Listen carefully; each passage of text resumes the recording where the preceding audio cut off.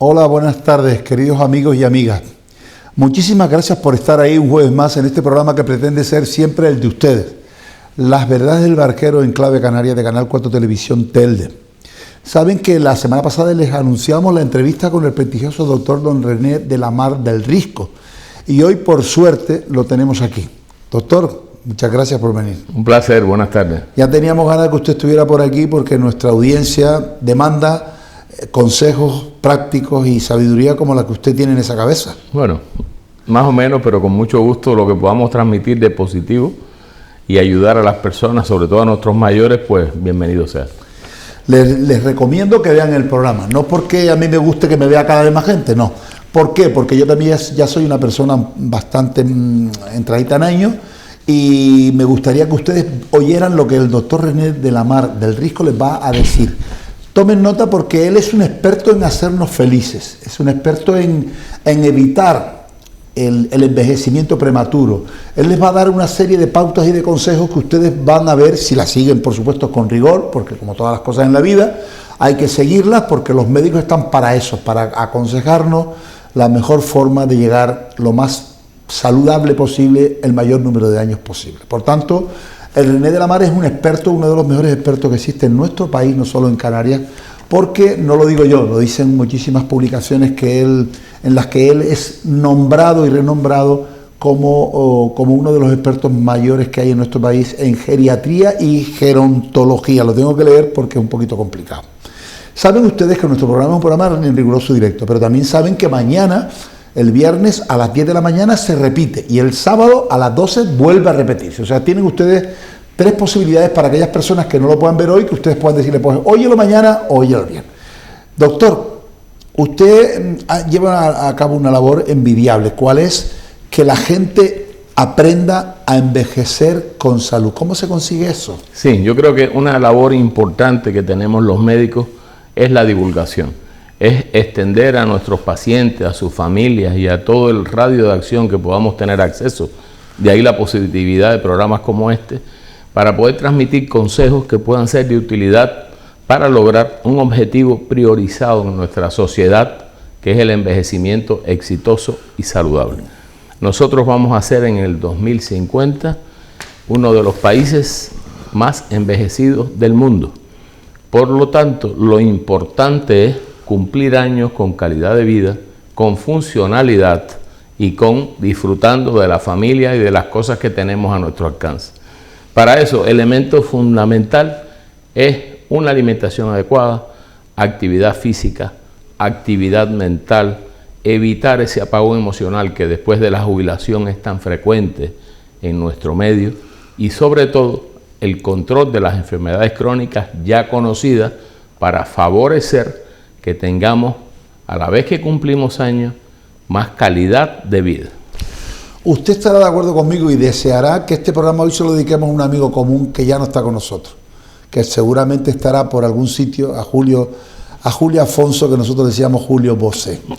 Usted se acuerda porque usted estuvo aquí con él en muchos programas y yo me acuerdo de oírle a usted y a Julio Afonso en aquellas magníficas charlas. O sea que hoy vamos a dedicarle este programa a ese querido amigo hoy que ya no está con nosotros. Volvemos a dedicarle el programa porque la semana pasada que estuvo otro especialista también experto en materia de otorrinolaringología, pues hoy también le vamos a dedicar el programa a Julio Afonso, que en paz descanse, porque él fue el alma mater en este canal de estos programas de salud que tanto dieron que hablar y que tanta prestigio le dio a este canal. Por lo tanto, para ti va, Julio.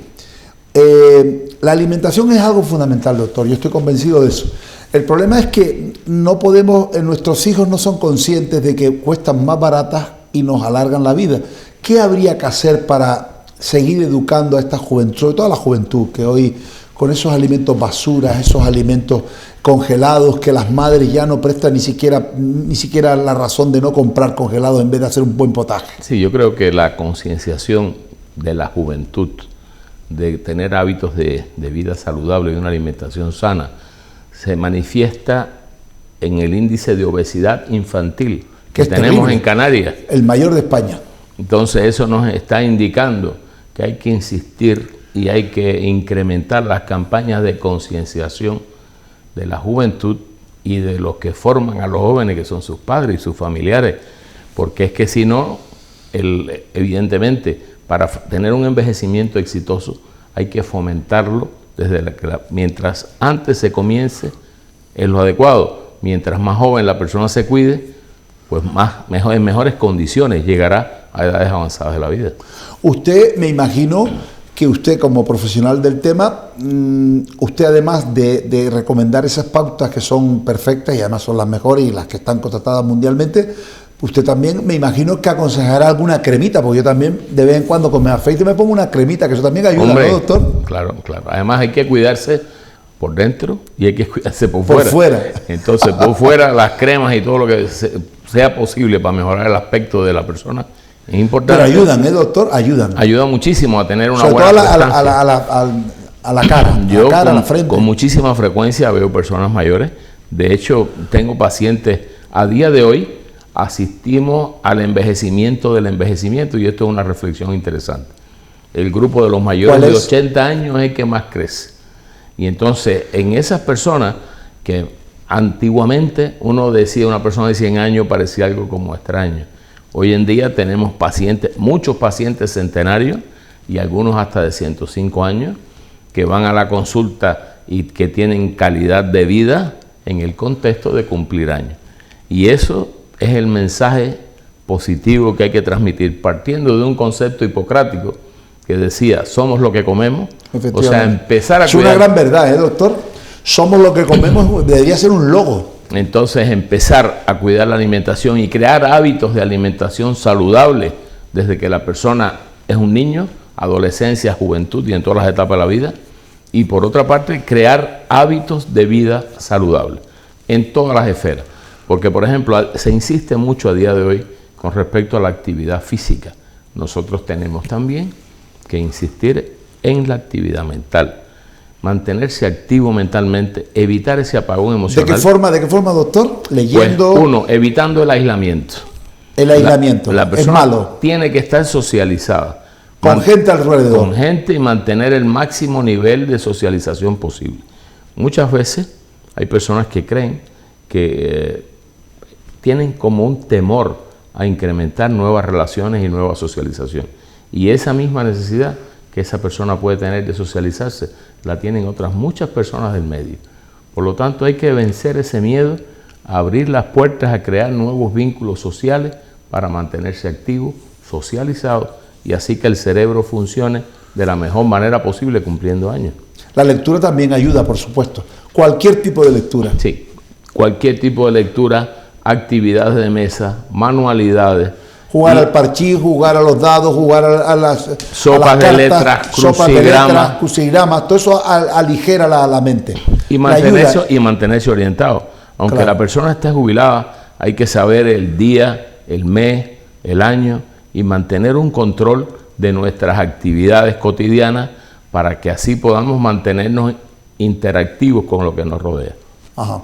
Aparte de eso, doctor, ¿usted no cree que las autoridades, nuestros ayuntamientos, nuestros cabildos, el gobierno de España, deberían de utilizar los medios de comunicación social, la televisión, la pública sobre todo, para dedicarle 5 minutos al día? Fíjese usted el tiempo que yo estoy pidiendo, 5 minutos al día, para decir qué debemos de comer los niños, qué debemos de comer los mayores, qué debemos de hacer. ¿Usted no cree que este país que es tan importante, tan millonario, tan bonito, usted no cree que no hace nada por la salud? Yo creo que se hace muy poco.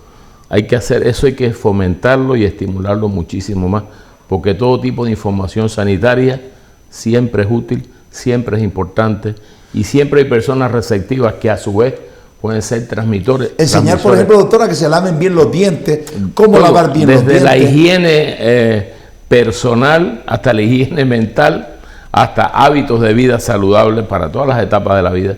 Todo lo que se haga para divulgar y fomentar es de una importancia extrema y cada vez es más necesario. O por ejemplo, doctor René, por ejemplo en las escuelas, en las escuelas de primaria, desde que son niños, llevar allí a un cocinero y enseñarles cómo se hace un potaje, llevar los alimentos canarios de esta huerta canaria. ¿Usted no cree que eso ayudaría a que esta sociedad enfermiza mejorase? Sin lugar a dudas.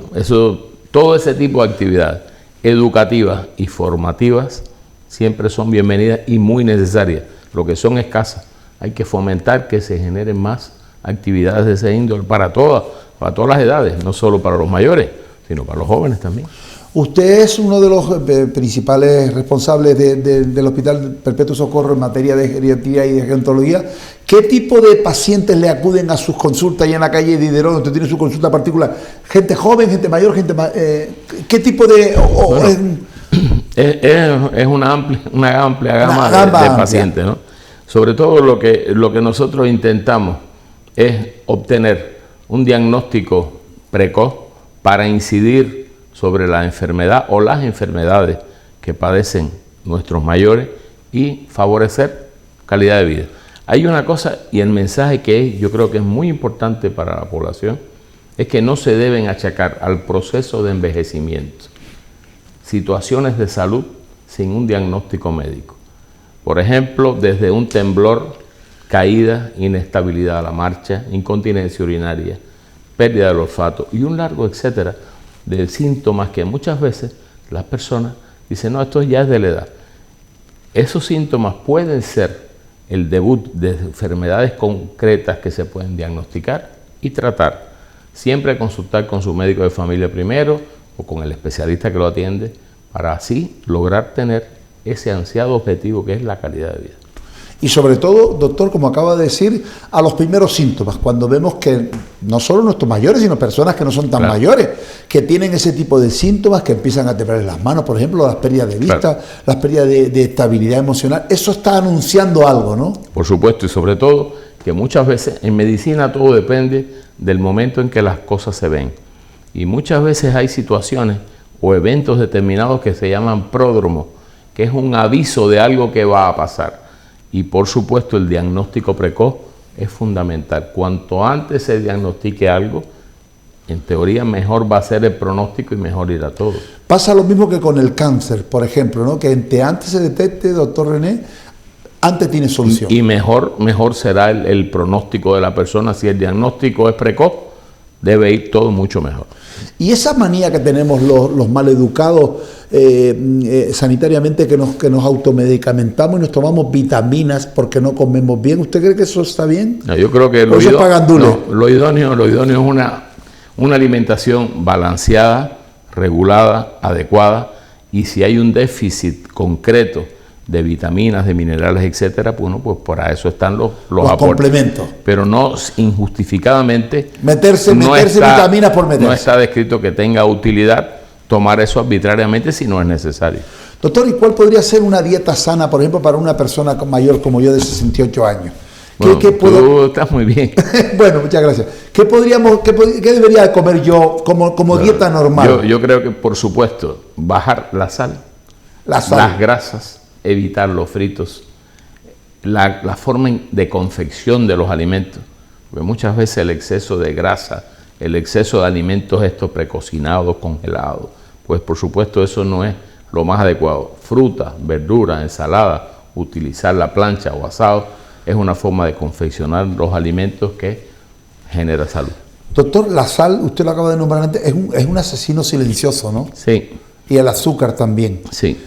¿Cuáles son los efectos más perniciosos que tienen sobre nuestra vejez? Sobre todo, básicamente, la sal, que en nuestro medio hay muchas personas amantes de la sal, y la sal para las personas con hipertensión, insuficiencia cardíaca, un largo etcétera de enfermedades que puede inducir una cosa que se llama disfunción del endotelio vascular como un primer estadio y después cerrar, obliterar las arterias y después nos viene la famosa arteriosclerosis. Con lo cual, la comida baja de sal, ya los alimentos per se traen una sal natural, que es lo ideal. Igual que las grasas de origen animal, que debemos evitar, lo ideal es el aceite de oliva, que es el aceite de oliva virgen extra, es muy beneficioso para la salud. Es muy beneficioso, eso le iba a preguntar. Hay determinados, nuestra huerta española, no digo ya la mediterránea, sino en general la huerta es muy rica en ese tipo de alimentación sana, ¿no? Por eso cada vez se insiste más en la importancia de llevar una dieta mediterránea, que cada vez se está divulgando más acerca de eso, del uso del aceite de oliva, como mencionaba anteriormente, que hay qué buenos beneficios tiene, doctor. Hay un estudio, hay múltiples estudios científicos que avalan el utilizar aceite de oliva con unos claros beneficios Usted sabe que nuestra tierra, por suerte, en Fuerteventura, sobre todo, en Gran Canaria también, se está produciendo aceite de calidad, sí, en poca escala, pero con grandes posibilidades y con grandes calidades. Con mucha calidad, porque el vino de Lanzarote que tenemos, igual, que efectivamente, el vino de Lanzarote. Estamos aquí ya produciendo vino. Sí. También en Gran Canaria y en Tenerife y Buenos Blancos. ¿Y es bueno, doctor, comer con una copita de vino o eso es perjudicial? Bueno, vamos a ver, la mejor calidad para la salud que se puede tomar es una copa de vino tinto. De vino tinto. Como cardiosaludable, sin excesos. Los excesos nunca son buenos. Sí, no, nada, pero una copa de vino, claro, comiendo de vino tinto, pues puede ser cardiosaludable. Hay estudios que lo avalan. Otro asesino también, no tan silencioso, el maldito tabaco. No, eso está claro. Eso nos lleva a la ruina. Sí, de todas maneras, ahí al respecto hay otro tema que es muy interesante, sobre estudios que se han publicado sobre el efecto nocivo para la salud del vapeo y de las nuevas formas que se han creado la industria para vender cosas que siguen siendo nocivas para la salud y muchas veces con una propiedad engañosa que para las personas es absolutamente perjudicial. Entonces, lo idóneo, no fumar ni vapear, aire puro. Efectivamente. Doctor, usted, me imagino que como persona muy sensibilizada con todo el tema de las personas mayores, usted no estará de acuerdo con la política que lleva el gobierno de Canarias con materia de dependencia, donde somos los últimos de España, ¿verdad? ¿Usted cree que en un país como España se puede permitir esa falta de respeto a los mayores? No, y sobre todo que vemos en el día a día, sobre todo los médicos que nos dedicamos a atender a personas mayores, que vemos la enorme necesidad de pacientes que padecen enfermedad de Alzheimer, deterioro cognitivo, Parkinson y enfermedades neurodegenerativas, que con frecuencia se desbordan las posibilidades de la familia para atenderlos adecuadamente, y eso es importantísimo, invertir recursos para que esas personas puedan estar bien cuidadas, bien atendidas e incluso permanecer en su domicilio y en el medio familiar el mayor tiempo posible. Muchas veces esa falta de soporte asistencial genera una institucionalización, el ingreso en un sitio de una residencia de mayores, porque no hay los medios para mantener una adecuada asistencia en su hogar. Y eso es fundamental, hay que cambiar eso. Doctor, el cáncer es nuestra asignatura pendiente, aunque se ha avanzado muchísimo, pero también el cerebro del que usted es especialista nos lleva mucha ventaja. No terminamos de dar con el Alzheimer, con el Parkinson. ¿Qué pasa? ¿Por qué nos dan esas enfermedades, doctor? ¿Qué podemos hacer? Bueno, primero que todo, como comentábamos antes, cada vez vivimos más. Decíamos que en el 2050 vamos a ser probablemente el país más envejecido del mundo. Entonces nosotros estamos asistiendo cada vez a enfermedades, cada vez más, enfermedades como la enfermedad de Alzheimer, el Parkinson y otros tipos de demencia, que antes eran mucho menos frecuentes porque las personas no vivían tanto. Hay que aclarar que si bien es cierto que el primer factor de riesgo para padecer enfermedad de Alzheimer es la edad, no quiere decir que indefectiblemente las personas que llegan a edad avanzada se demencien. Por lo tanto, hay que ejercer neuroprotección, que va desde tomar alimentos que sean neuroprotectores, tomar una vida, un estilo de vida que nos mantenga activos, que nos mantenga intelectualmente acorde al nivel de cada cual, pero que nos mantenga en forma intelectual para evitar el deterioro y crear algo muy importante que hay que empezar a edades más tempranas de la vida, que se llama reserva cognitiva. Reserva cognitiva. Sí. La reserva cognitiva permite, existiendo lesiones cerebrales estructurales, mantener la función. Y este concepto es clave. A día de hoy lo que nos interesa es mantener función, que la persona, aunque tenga 90, 100 años, sea capaz de mantener su función, de ser autónomo, de disfrutar de su familia, de salir, de pasear. La función es lo importante. A día de hoy, en la edad cronológica no es relevante, lo importante es la funcionalidad de la persona. Le vuelvo a hacer la pregunta, ¿se ha avanzado al mismo ritmo que con la lucha contra el cáncer en este tipo de enfermedades mentales o vamos más atrasados? Lamentablemente se ha avanzado desde el punto de vista diagnóstico, con una serie de medios diagnósticos de los cuales disponemos que hubieran sido impensables 5 años atrás. Pero obviamente desde el punto de vista de tener terapéuticas de última generación, por ejemplo, para algo tan frecuente como la enfermedad de Alzheimer, ahí vamos lentamente. ¿Por qué es tan difícil entender el cerebro, doctor? Porque yo creo que es la parte noble del organismo humano, muy compleja, muy intrínseca. Más que la célula, son más divididas que la célula. Que a pesar de todos los avances tecnológicos, tiene muchísimos secretos por investigar, todavía por conocer.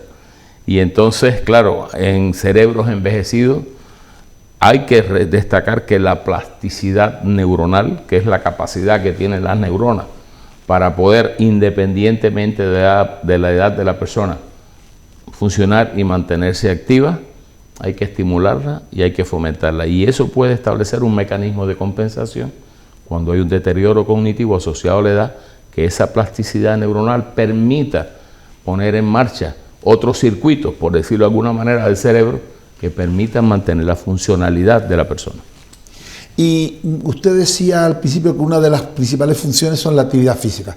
¿Hay que machacarse haciendo ejercicios? No, porque yo, por ejemplo, hago todos los días 45 minutos de cinta, luego hago 15 minutos de bicicleta elíptica de esta y luego hago pues los estiramientos. ¿Eso es suficiente para mi edad? No, ¿O tengo que machacarme más? Un atleta, Paco, un atleta.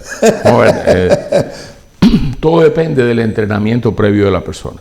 Una persona que ha sido deportista, aunque tenga 80 años, sí, no, yo he sido pues tiene más capacidad. Pero lo que sí está claro es que caminar diariamente, 1 horita diaria, en las personas que no están adaptadas a hacer incrementos progresivos, poco a poco, semanales o quincenales, hasta caminar 1 hora diaria, es suficiente para mantener el organismo en forma y que todo vaya bien y evitar el sobrepeso, por supuesto. También una de las cosas que usted conoce, sobre todo de nuestros niños, es el sobrepeso. Vaya lacra, doctor? Sí, porque se han ido fomentando unos hábitos alimentarios nefastos. La conocida como comida rápida la comida basura. De fritangos, comida basura, las papas y todo. Eso es una auténtica basura, por no decirle mierda, perdón. Y la juventud, pues claro, quizás hace un uso, quizás no, hace un uso. No, más que la juventud, los culpables son los padres. Ya hoy la juventud, las parejas jóvenes no pierden 2 horas como hace mi mujer por la mañana levantándose a las 5:30 para hacer un buen potaje para tener para la semana comer un potaje. Eso ya hoy las parejas no lo hacen, doctor. Muchas parejas no lo hacen. Sí, ese es el principal problema. Porque luego los niños ven eso y luego se van a la comida rápida. Hay una tendencia al facilismo, al materialismo también en materia de comida. A lo cómodo, y eso es importante, son hábitos. Por eso, como tú decías anteriormente, el que haya programas divulgativos e informativos de cómo utilizar técnicas para la cocción de alimentos que sean sanos, que lleven menos tiempo y que las personas puedan alimentarse mejor. Doctor, en las manos, yo tengo las manos, a mí, estos son quemadas de cigarro porque yo fui fumador empedernido, pero mis manos, parece ser que por las manos ustedes saben las personas que están jóvenes. ¿Por qué lo saben ustedes? Bueno, es que ¿esto se detecta también en las manos, doctor? Sí, ¿o no? Es que el producto del propio proceso de envejecimiento, en las manos se depositan depósitos de una serie de sustancias que crean unas manchas hiperpigmentadas que se ven en las personas mayores. Entonces, claro, si la persona tiene más años, más manchas tiene en las manos. Y es una forma de... Se lo digo, ¿sabe por qué? Diagnóstico. Pues ya murió, que en paz descanse. Delfín Santana era un gran amigo mío de aquí de mi barrio de San Nicolás, del Risco de San Nicolás como su apellido, que estuvo en Argentina, hizo su especialidad y luego era el jefe de geriatría del hotel de la Clínica Santa Catalina. Y entonces una vez me vio, y no sé por qué me vio, dice, déjame ver tus manos. Y le enseñé mis manos y me dijo, coño, qué joven estás. Y por eso se lo acabo de preguntar. Sí, yo afortunadamente no tengo manchas. Sí, bueno, pues... Pero ustedes también se fijan, eso es... Hombre, es un síntoma, doctor. Bueno, no es que sea, o sea, eso es es inherente al proceso de envejecimiento. Igual que una arruga, igual que una cana. Eso le iba a preguntar. ¿Las arrugas y las canas determinan de alguna forma el estado físico y mental de la persona? Y un poco que te permite, así a primera vista, un poco establecer un rango aproximado de la edad cronológica de la persona. Pero insisto, lo importante hoy en día no es la edad cronológica, es la funcionalidad. Lo que la persona puede hacer. Si la persona puede salir de su casa, ir a al supermercado, comprarse el pan y después por la tarde a jugar dominó, eso es lo que nos interesa, da igual que tenga 80, 90. Eso es lo que hay que hacer. Claro. La socialización. Socialización de la vejez. Y usted, doctor, aconseja, por ejemplo, que cuando la gente se jubila, que tenga, por supuesto, que no se metan en casa, no se claustren en casa a cuidar nietos ni a leer periódicos, sino que hagan socializar más. Claro. Se socialicen más en el ámbito de la vida diaria. Claro, ¿no? yo creo que eso en el mundo desarrollado, la jubilación juega un papel muchas veces, en muchos casos, devastador para la salud psíquica de muchas personas. A veces, cuando la persona se jubila, pierde el estatus social, el estatus económico, el estatus familiar, y hay una pérdida de contactos sociales importantes. Hay muchas personas que se deprimen, hay otras que abandonan todos los hábitos, incluso aquellas cosas que le eran placenteras, y eso hay que ser implacable, hay que evitarlo, hay que adaptarse al cambio. Por eso yo siempre he insistido que sería fundamental hacer cursos de preparación para la jubilación, para evitar ese apagón emocional que la jubilación genera en muchas personas y que muchas veces es el preludio de deterioro cognitivo y a veces hasta de demencia. Sí, efectivamente, usted acaba de dar con es verdad, deberíamos de prepararnos, como cuando se prepara la gente para casarse, en los prematrimoniales, ¿no?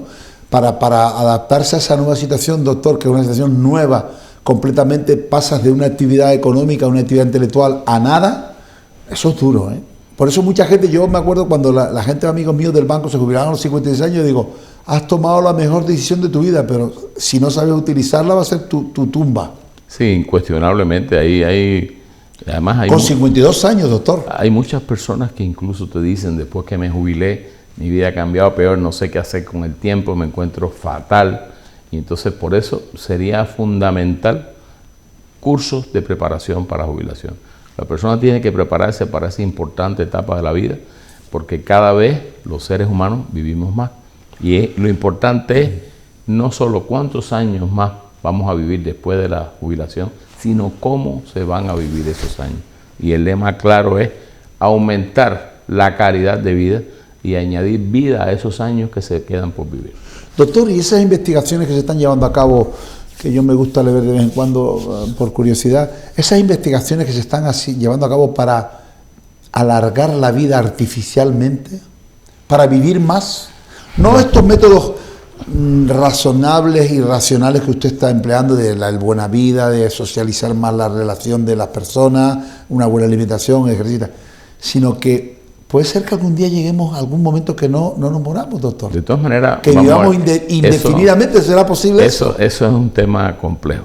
No hay duda alguna que durante el siglo pasado, que a principios, en el año 1900, la expectativa de vida en nuestro país era de 38, 40 años. Y mira, vamos ya con un incremento de la vida tremenda, con 80 para los hombres, 86 para las mujeres, y con una perspectiva de aumentar mucho más.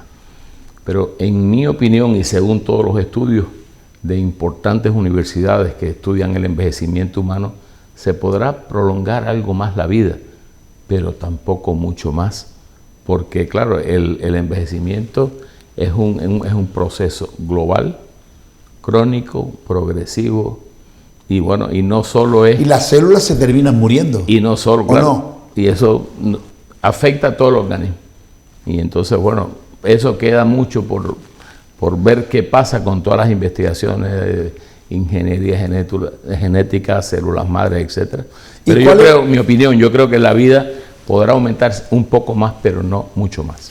Y usted que conoce todos estos ámbitos, porque está todo el día yendo a congresos y oyendo cosas que vamos, aquí no las podemos oír nunca, ¿cuál es el país más avanzado en la investigación para su especialidad? ¿Cuál es el país que usted cree que trabaja más con estos temas? Evidentemente los Estados Unidos. Los Estados Unidos. Son pioneros. Estados Unidos en investigación, aunque hay otros lugares, que puede ser el Reino Unido, pero globalmente en general, Estados Unidos. Y los que más han avanzado en su especialidad son también los Estados Unidos. Bueno, hay otros países también que en este campo de la geriatría, gerontología, neurodegeneración, avanzan, son en determinados centros puntuales, como puede ser en el Reino Unido, en algunos sitios de Suiza, y en Francia, pero globalmente, insisto, de manera general, en los Estados Unidos. Doctor, y científicamente, cuando yo soy un científico que estoy en Suiza y descubro una molécula o una tal que va a solucionar el Alzheimer, ¿inmediatamente usted lo conoce al día siguiente o eso tarda muchos años en aplicarse en el mundo, como pasa, por ejemplo, con el cáncer? Tarda años, y sobre todo que, por ejemplo, con medicamentos, cada día hay más rigor y más control en que cuando algo esté a disposición de la población haya pasado todos los estudios. Y a pesar de ser así, a veces se encuentra uno con la situación de que se detectan efectos adversos en fármacos que se han utilizado un montón. Entonces hay que ser precavido con eso, porque muchas veces, debido a la facilidad de divulgación, se divulgan cosas que todavía no tienen la solidez científica para poderla utilizar a nivel de la población. Y aparte, doctor, del Alzheimer y del Parkinson, que son las más conocidas, hay otro tipo de enfermedades que yo no sé expresarlas, la está padeciendo un compadre mío, que es que pierde la memoria, o sea, no articula palabras, le tiembla la boca. Es como, todos pensábamos que era Alzheimer, después pensábamos que era Parkinson. Hay otros tipos de enfermedades con otras denominaciones. Sí, hay en el contexto neurodegenerativo, hay una serie de enfermedades que cada día vemos más, como la degeneración corticobasal, demencia por cuerpos de Lewy, demencia vascular, y una serie de procesos que son, no por ser menos frecuentes, son tan difíciles de ver, y a veces asistimos a cuadros que no son tan frecuentes como la enfermedad de Alzheimer y tienen esas manifestaciones diferentes.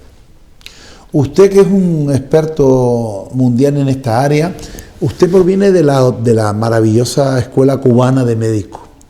¿Cómo se encuentra usted? Me imagino que mantendrá relaciones con sus colegas cubanos. ¿Cómo sigue ese país en esa materia? ¿Ha adelantado? De verdad que ahí no tiene usted contacto con la gente. Ahí no sé, pues yo llevo muchos años. No sabe cómo va el tema. Muchos años aquí, la verdad que ahí no sé. Supongo que vaya bien. ¿Supone que habrá avanzado también en estas áreas? Claro. Sí, ¿no? ¿A qué nivel está, cuando usted se licenció en Cuba, ¿no? En La Habana? Sí. ¿A qué nivel estaba en ese momento la medicina cubana en esta área? La medicina en Cuba ha tenido siempre un magnífico nivel, una formación muy sólida, muy fuerte, muy rigurosa. De mucho prestigio. Y por eso es el prestigio de los médicos cubanos en todo el mundo. En todo el mundo. Porque la formación pero además lo siguen manteniendo, hombre. Sí, claro. Últimamente han puesto la maquinaria para hacer muchos médicos, pero sobre todo los médicos anteriores, de años anteriores, tenían un prestigio. De hecho, en Canarias hay muchísimos médicos que son muy valorados. Y muy competentes y muy bien formados. Muy competentes y muy bien formados, efectivamente, sí. Bien, vamos a hacer una pequeña pausa, doctor, porque llevamos hablando ya casi 40 minutos. Y la lengua se nos está un poco secando para tomar un vasito de agua, pero han visto que lo que les dije no tiene desperdicio. Si quieren saber cómo envejecer tarde y bien, en la segunda parte va a estar mucho más interesante que la primera. No se nos vayan. Gracias.